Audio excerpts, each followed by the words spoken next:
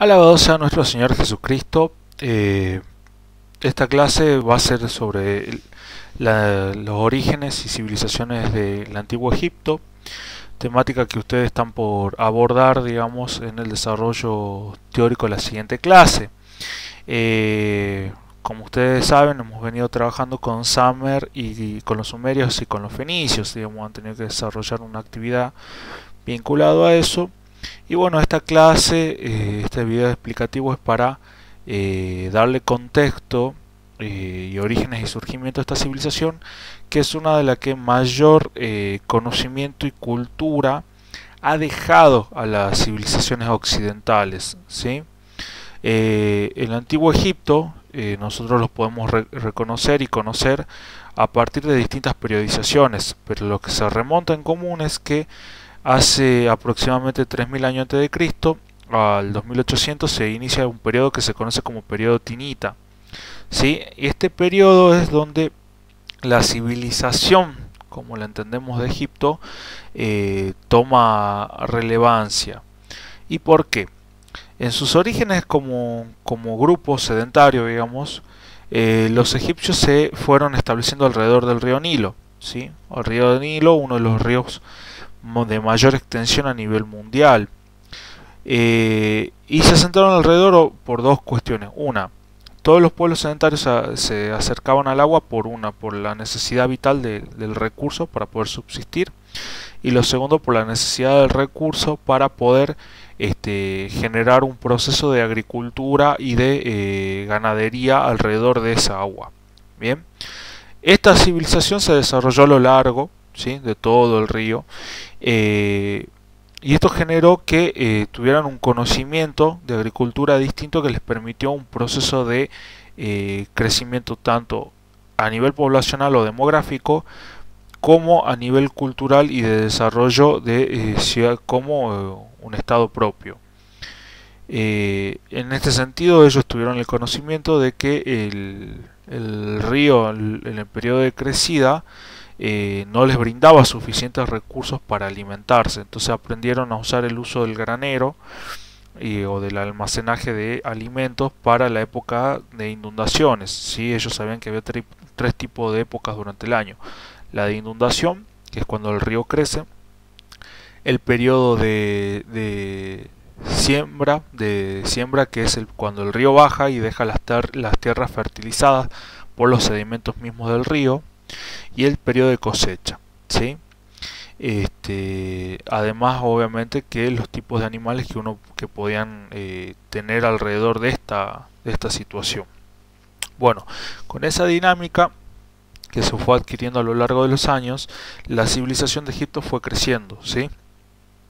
Y tenemos lo que se va a conocer como el primer periodo Tinita, que es en un momento donde se conforma el Estado egipcio, ¿sí? Y se comienza a ver registro de escritura y de esta especie de calendario a partir de las estaciones vinculadas a la agricultura, ¿sí?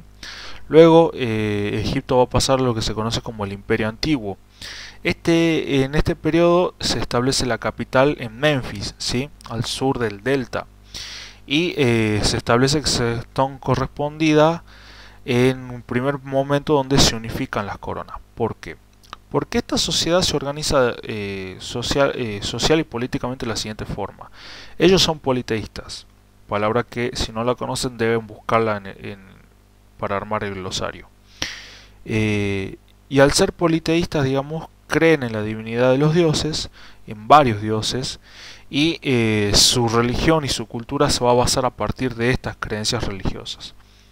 Van a tener monarcas, un monarca en cada lado, en la parte delta y en el bajo Egipto, en el cual esos monarcas son dioses que vienen a la tierra, ¿sí? El faraón, que es el título que corresponde, el faraón es un dios viviente en la tierra, ¿sí?, que cuando muere vuelve con su divinidad a la plenitud, digamos, a la tierra de los dioses.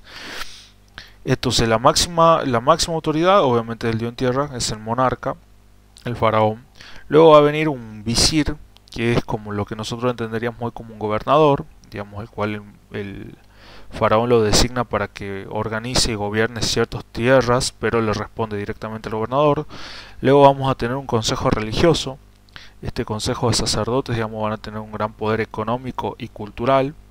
Y finalmente vamos a tener las sociedades, digamos, los egipcios propios, y debajo la sociedad de esclavos, ¿sí?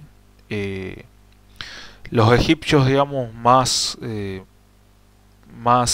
mayor cantidad, perdón, la mayor cantidad de población que va a tener la gente va a ser obviamente esta sociedad de esclavos y de egipcios más bien tirantes a agricultores, campesinos pobres. Esa es su estructura social. Característica también de esta estructura o de esta civilización. Sus grandes aportes arquitectónicos y sus grandes aportes culturales. ¿Por qué? Porque generan su propio alfabeto, ¿sí? Que para estas sociedades que ustedes han estado empezando a ver es una característica fuerte, digamos, y habla de un desarrollo cultural muy grande. También su propio calendario y su propio sistema de contabilidad. Otra característica, digamos, con respecto a la arquitectura, el desarrollo de pirámides o de templos funerarios muy grandes y de construcciones muy majestuosas, obviamente hecho a partir de la mano de obra esclava, pero que hoy se consideran como un patrimonio histórico de la humanidad. Otra característica que ustedes deben tener en cuenta también de esta civilización es que desarrolla grandes potencialidades con respecto a los navíos, con lo cual le permiten redes comerciales muy amplias, muy grandes, así como los fenicios, pero también, digamos, se da esta dinámica de comercialización.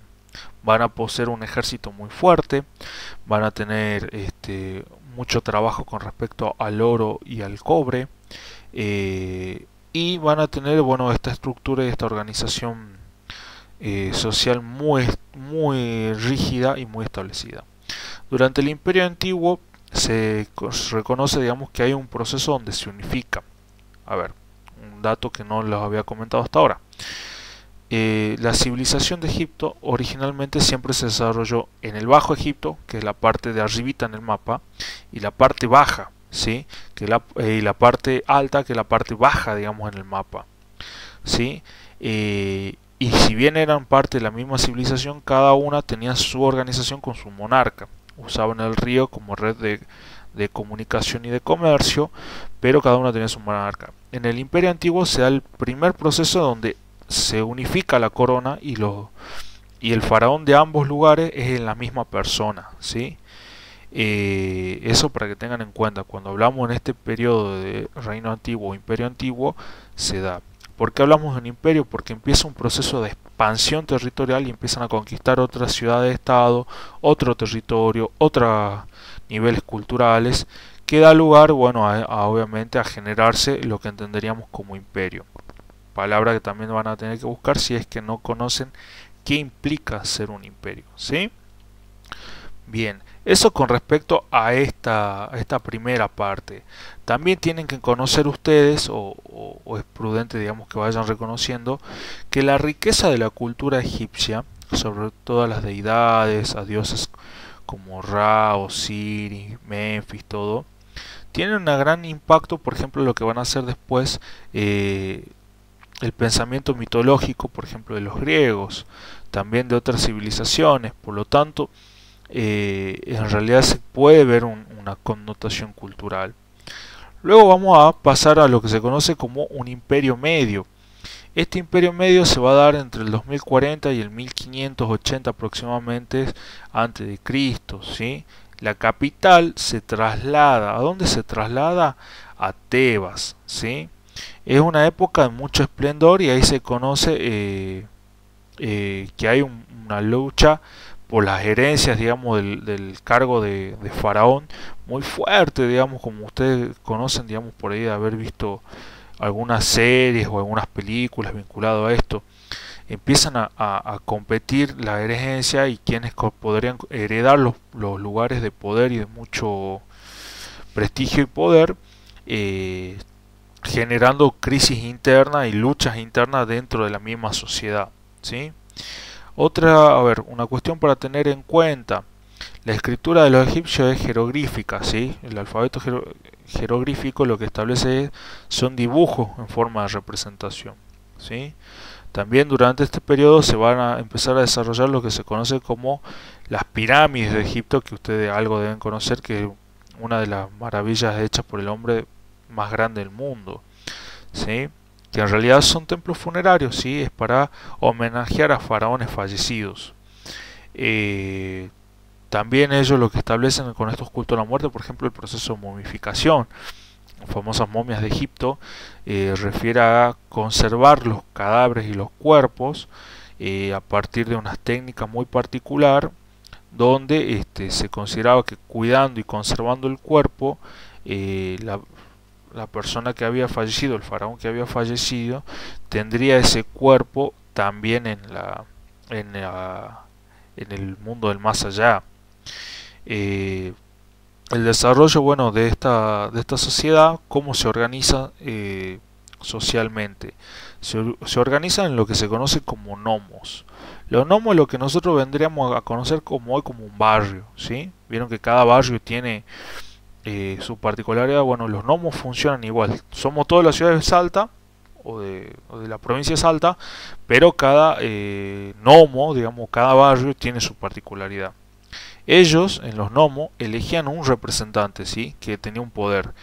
Ese representante, o era elegido directamente por ahí por alguna autoridad superior, se encargaba, digamos, de conocer las problemáticas o todas las situaciones que pudiesen tener ese nomo o ese barrio, y se las elevaba a los consejos, ya sea al consejo al consejo de los nobles, donde por ejemplo estaba el monarca y ahí se resolvía, o al visir, y el visir tenía que tomar intervención y resolverlo, o si era una cuestión religiosa, a la autoridad religiosa correspondiente.